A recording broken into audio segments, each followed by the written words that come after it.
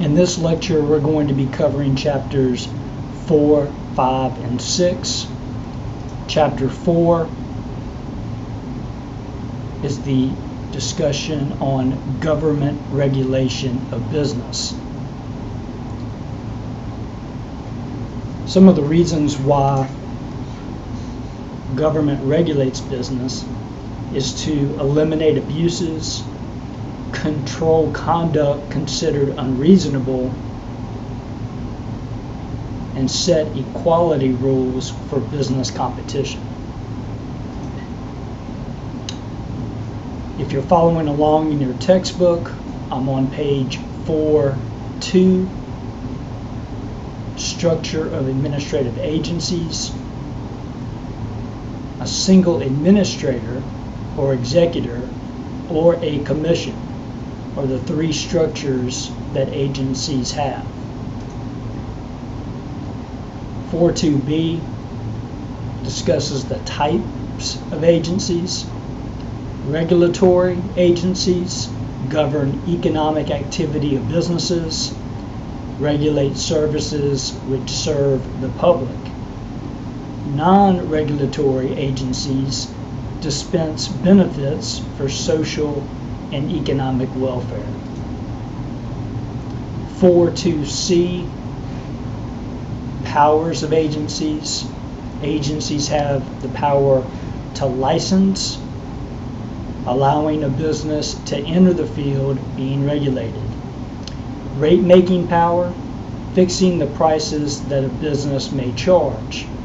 Think about the Public Service Commission in Mississippi, and recently Mississippi Power has gone before the Public Services Commission in an attempt to get a rate increase to help offset the construction of the Kemper County electrical plant, which is having enormous cost overruns.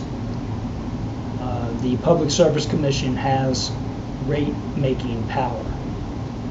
The power over business practices, determining whether the activity of an entity regulated is acceptable or not. 4.2d, rulemaking.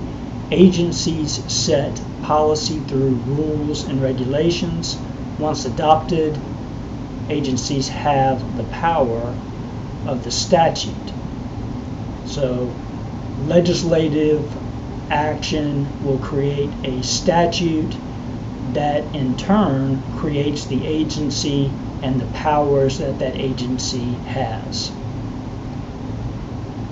A rule that is made by an agency or regulation or a decision made by an agency can be challenged in court once a party has gone through the administrative process. Before the case can be moved to a court, you have to show that you exhausted all of the administrative procedures and remedies available. State agencies, agencies which affect businesses in their state. 4.3 discusses antitrust, laws which promote business competition. Monopolizing a business is a felony. Federal Trade Commission was established to help regulate and prevent antitrust causes. 4.4a discusses the Clean Air Act. The EPA, Environmental Protection Agency, sets minimum national standards for air quality and regulates hazardous air pollutants. Water Pollution and Control Act seeks to prevent discharge of hazardous waste and pollutants into interstate and navigable waters. It imposes criminal liability on those who violate the Water Pollution and Control Act. Resource Conservation and Recovery Act regulates generation, storage, transportation, treatment, disposal of hazardous waste. Large civil and criminal penalties may be imposed for violations of this act. The Resource Conservation and Recovery Act also provides for retroactive liability, clean up waste from previous activities, and notification of the release of hazardous substances. It provides for multiple party liability. Multiple parties can be liable for one hazardous waste site, and they must share the cleanup cost. Business costs, the chain of ownership, so anybody or any business that's owned a piece of property that is determined to be in violation of the CER/CLA is going to be liable for the cleanup and legal fees. 44E talks about state laws.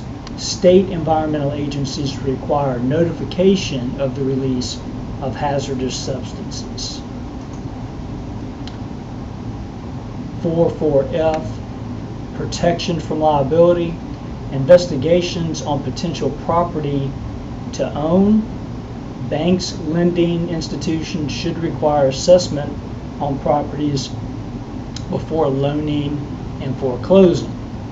So in other words, if a party is considering buying a piece of commercial property or any real property, they have a duty to conduct an investigation to make sure that that property is not a hazardous waste site, has any pollutants that may have been left. You often see this type of investigation occur when someone is interested in purchasing an old gas station. The lending institutions are going to make sure that before they finance that project, that the gas station operation did not create what's referred to as a brown soil situation. In other words, the gas tanks, oil changing, other mechanical fluids have not created a hazardous environment that would put the lending institutions in a position where they would be responsible for the cleanup.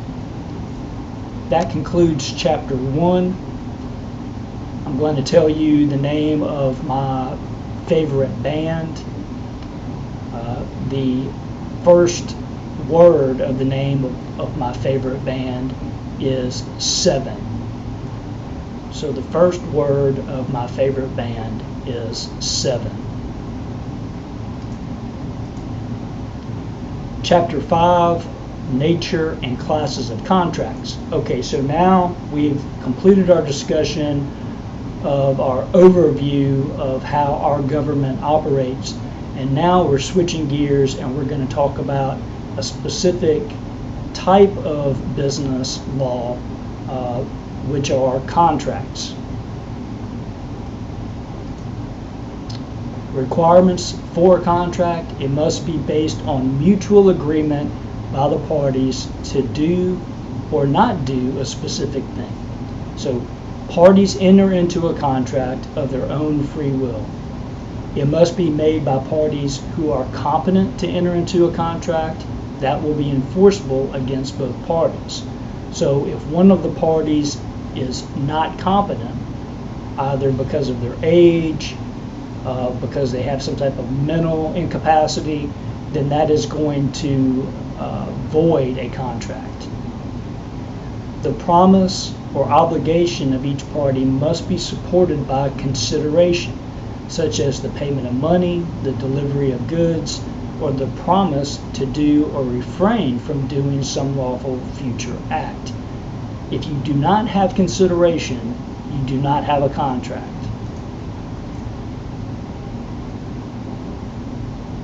It must be for a lawful purpose, that is, the purpose of the contract must not be illegal such as unauthorized buying and selling of narcotics. In some cases, the contract must meet certain formal requirements, such as being in writing or under seal. If you're following along in your textbook, on page 5-2, contracts must be agreements. Contracts are legally binding, whereas agreements need not be contracts. Agreement results in consensus on a subject between parties, trivial or not. 5.3 discusses classification of contracts. Contracts, void agreements or voidable contracts, express and implied contracts, formal and simple contracts, executory and executed contracts, unilateral and bilateral contracts. So let's break those down. 5.3a, contracts, void agreements, and voidable contracts. If a contract is void, it has no legal effect. An unenforceable contract, an agreement that is not currently binding. A voidable contract is enforceable that may be set aside by one party. So a void contract is completely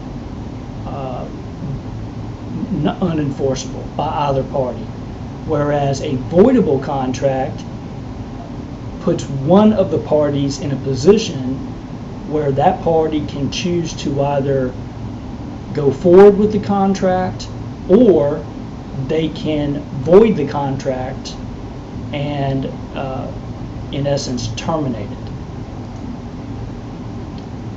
5.3b discusses express and implied contracts.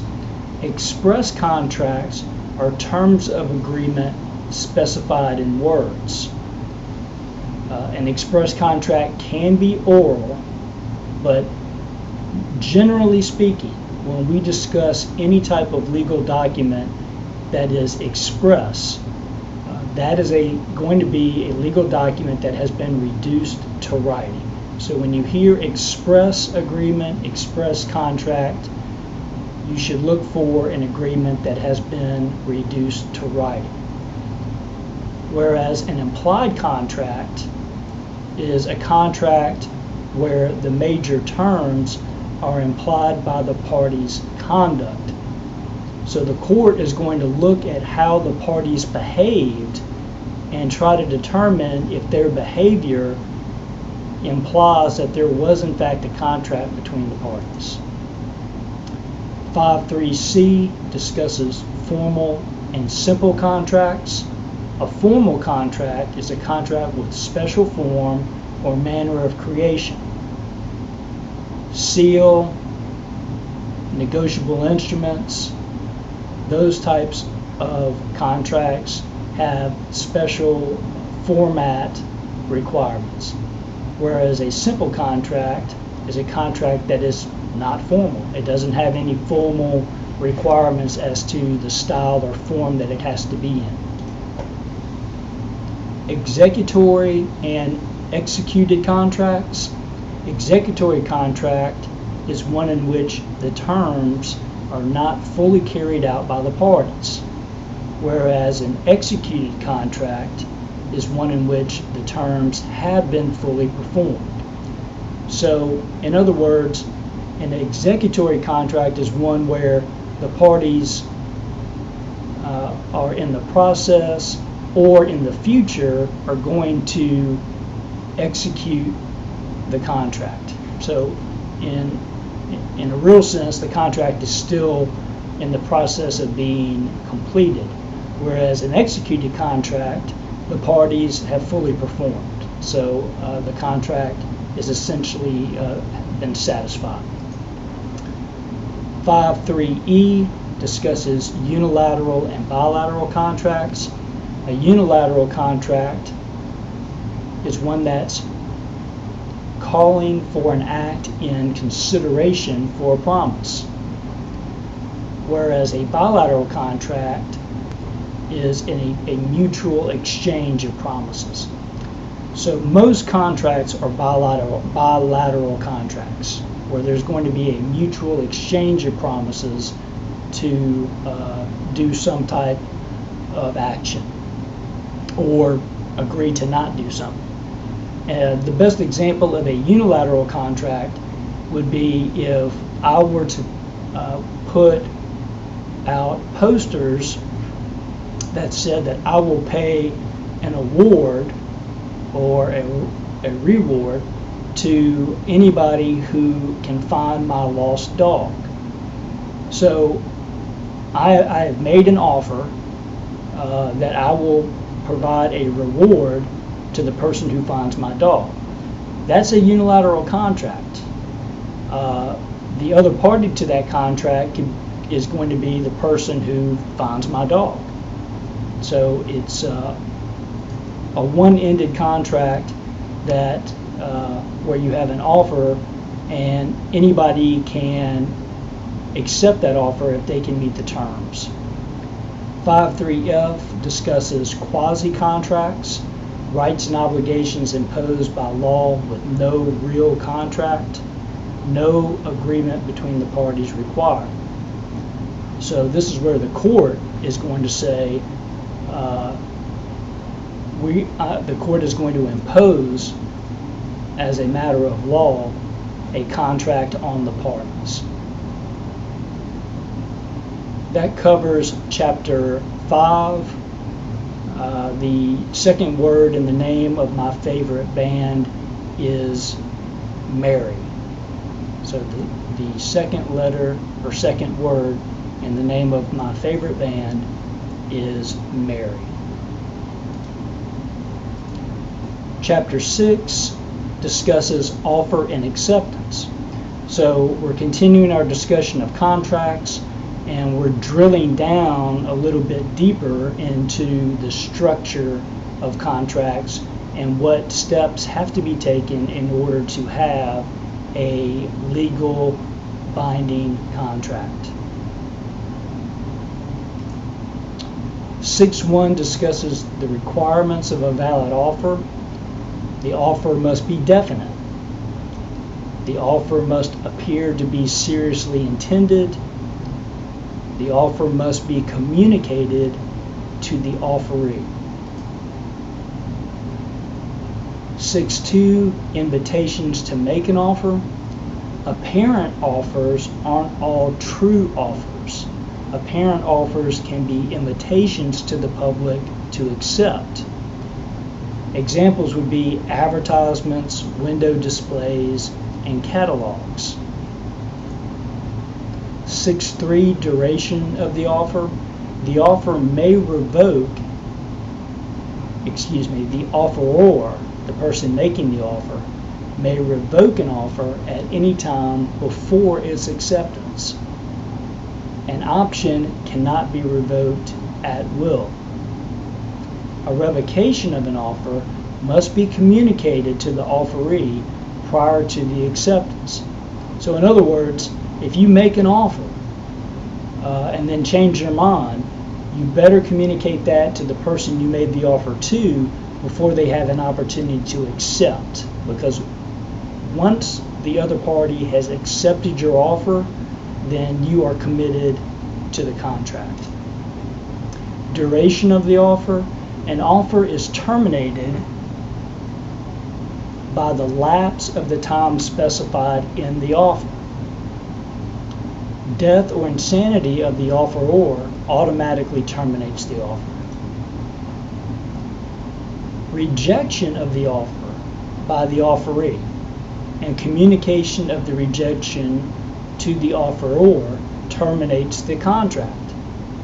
So if I make an offer to buy a car for $10,000 and the person who is trying to sell the car rejects that offer, then that terminates any potential contract. If the performance of the contract becomes illegal, the offer is terminated. So if any part of the contract ever becomes illegal, that will terminate the contract. 6.4, the acceptance. Acceptance is the assent or the agreement to an offer resulting in a contract. Acceptance can be words, oral or written, or action which clearly shows acceptance. Silent acceptance, there are only rare cases in which there can be a silent acceptance.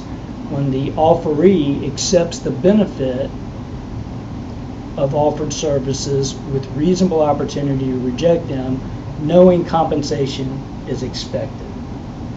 So if the kid who lives across the street from me comes over to my house with his lawnmower, says that he'll mow my lawn for $20, I don't say anything, and I just watch him crank up his mower and start mowing, then I have essentially accepted the contract by my silence. Just the fact that I watched him start mowing after he offered to do it for $20, by failing to say anything, I accepted that agreement. It would have been my obligation to say no, don't start mowing the yard in order to reject that particular contract. When the offeree has given the offeror reason to know that assent might be shown by silence, and in remaining silent, the offeree intends to accept the offer. When, because of previous dealings, it is reasonable for the offeree to notify the offeror of non-acceptance. Counteroffers. A counteroffer is where the offeree's response that rejects the offer by changing or varying its terms. The rejection terminates the offer. So if I offer to buy a car from the person selling the car for $10,000, and the person selling the car says to me, I can't do it for 10, how about 15,000? Well, that's a counteroffer. So what has happened there is that we've changed places. Now the person selling the car is the person making the offer, and I'm in the position of where I've got to either accept or reject that offer. So when you make a counteroffer, you're doing a couple of things. One, you're rejecting the initial offer, and then you're making an offer of your own that will have to either be accepted or rejected by the other party.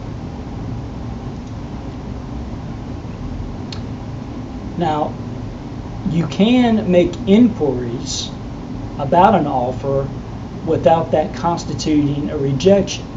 A mere inquiry about changing terms is not a rejection. Original offer can still be accepted if not already invoked. So, if I am trying to buy the car from the person selling the vehicle, and I say, what do you think about $10,000 for this vehicle? At that point, I'm not necessarily making an offer, I'm making an inquiry. Another way to go about this would be I make an offer of $10,000 to buy the car, and the person selling the car says, well, how do you feel about $15,000? How do you feel about paying 15 as opposed to 10? Well, at that point, I'm not making a counteroffer. The offer of $10,000 is still on the table. I'm essentially, as the person selling the vehicle, fishing around a little bit to see if I can get a little more money on the table. So it's a good negotiation technique to make inquiries before you actually reject an offer or make a counteroffer. 6.7 talks about the manner of acceptance, and that depends on the offeror. No specific manner of acceptance is required. So again, acceptance normally has to be